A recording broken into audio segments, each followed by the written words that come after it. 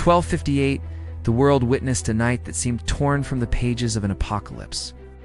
The sky above Baghdad glowed red as flames devoured palaces, libraries, markets and homes, turning the greatest city of the Islamic Golden Age into a furnace of death and ash.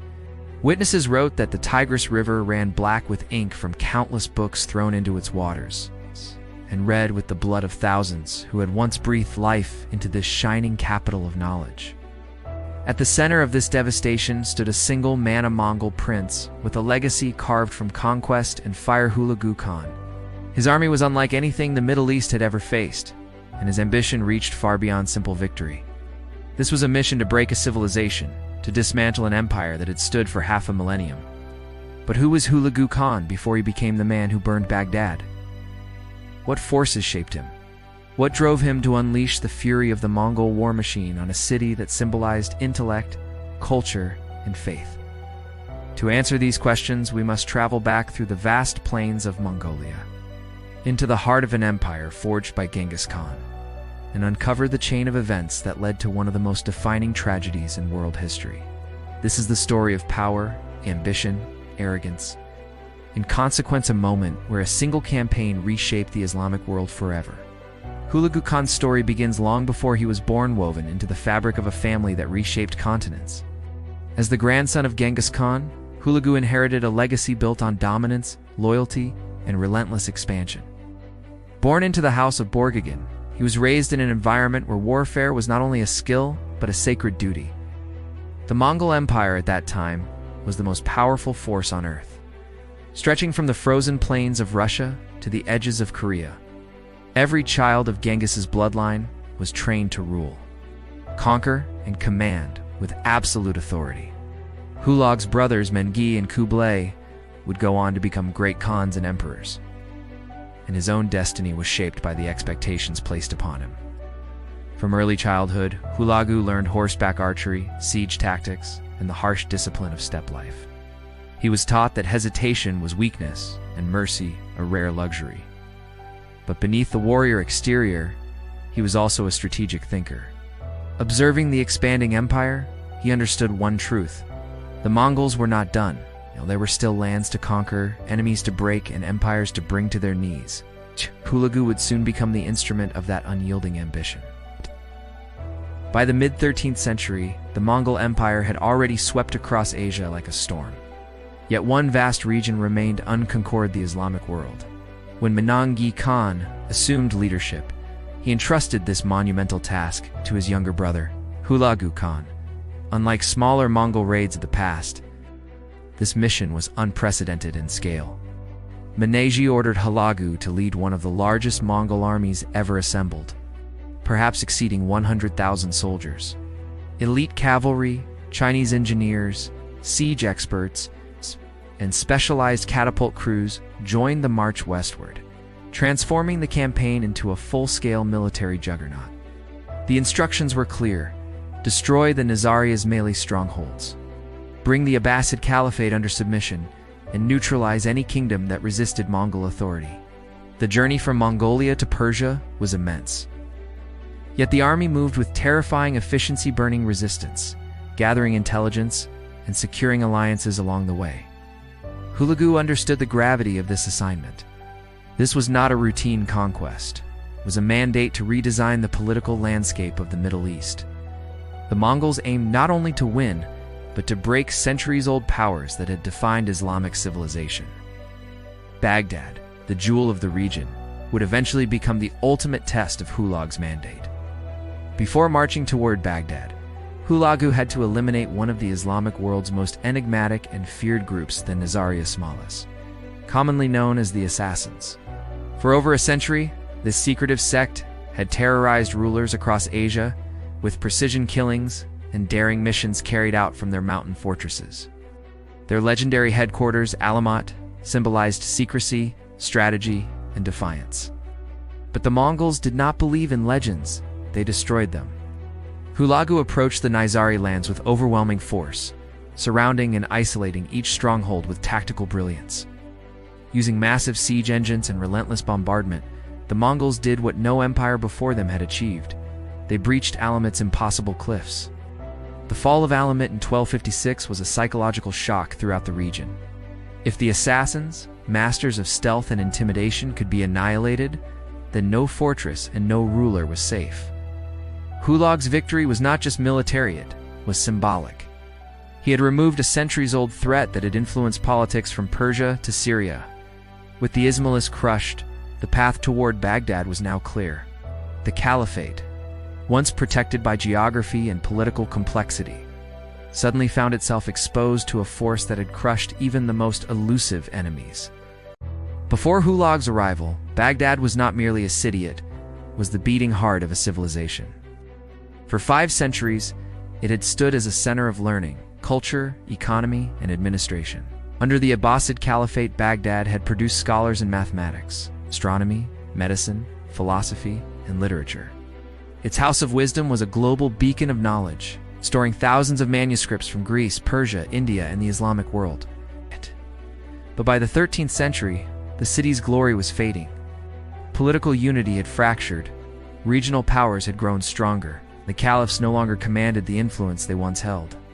The reigning caliph, Al-Mustasim, lacked the military strength and diplomatic vision required to confront an empire like the Mongols.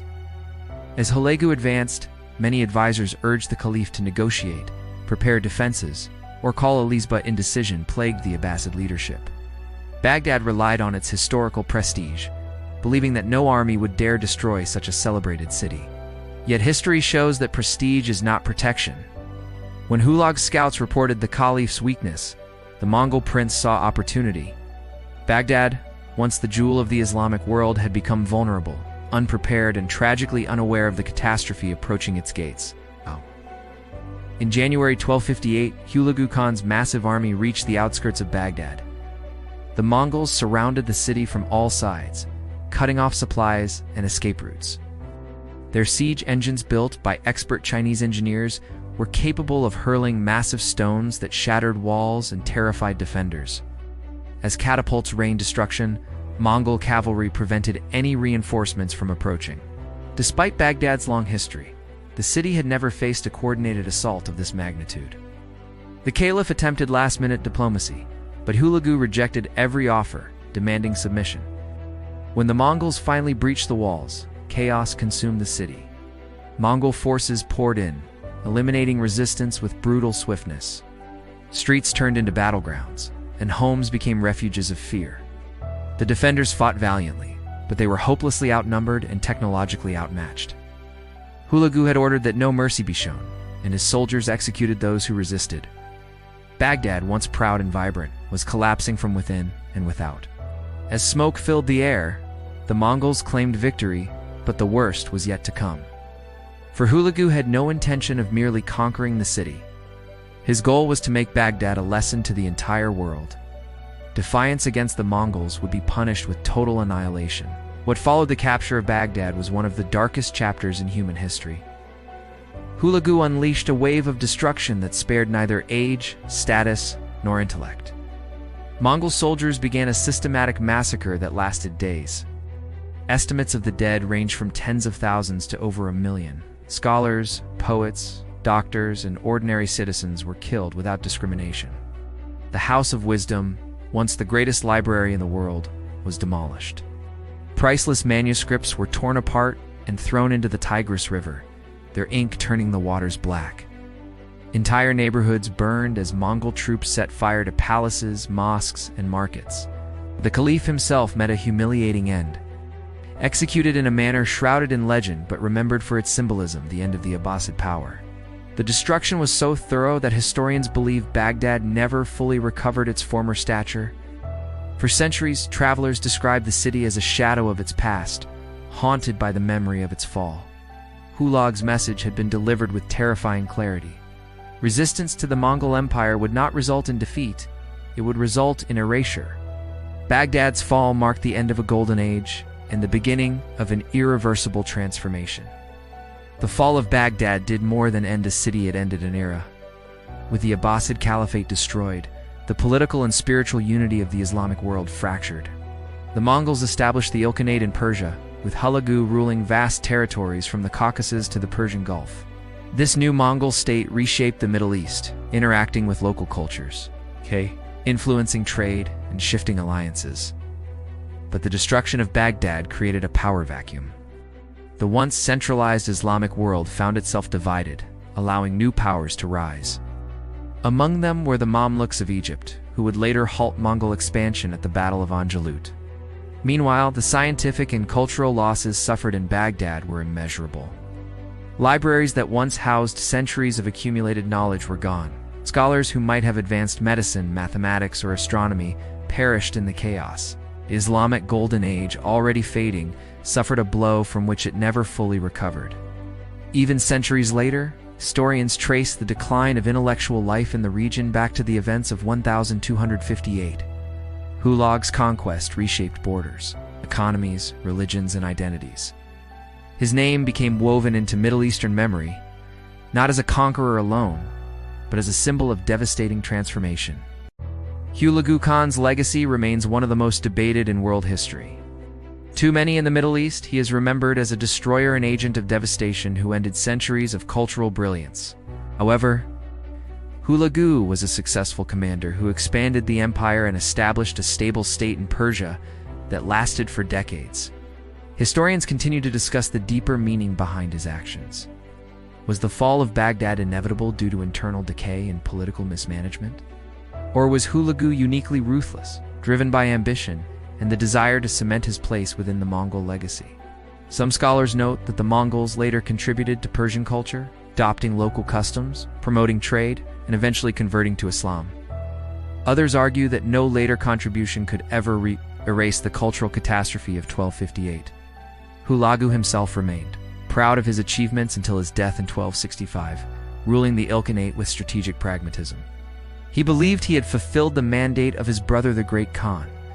Whether seen as a military mastermind or a symbol of destruction, Hulagu Khan's actions permanently altered the Islamic world.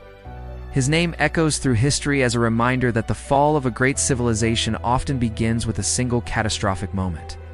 As the dust of history settles, the story of Hulagu Khan and the fall of Baghdad stands as a reminder of how fragile even the greatest civilizations can be. Empires built over centuries can collapse in a matter of days, and a single decision made in a palace or on a battlefield can reshape the destiny of millions. Baghdad, once the heart of the Islamic Golden Age, became a symbol of both human brilliance and human destruction. Its fall marked the end of an era, but its memory continues to echo through time. It's carried in the pages of surviving manuscripts, in the ruins that still whispered their past. And in the lessons historians continue to uncover, Hulagu Khan did not just conquer a city, he changed the trajectory of a world. His legacy forces us to confront the dual nature of power, its ability to build and its terrifying ability to erase. And as we look back on that moment in 1258, we are reminded that history is not simply a collection of dates and battles, it is a living warning, testament to the rise and fall of greatness. A reminder that knowledge, unity, and leadership are the shields that guard civilizations from their darkest nights.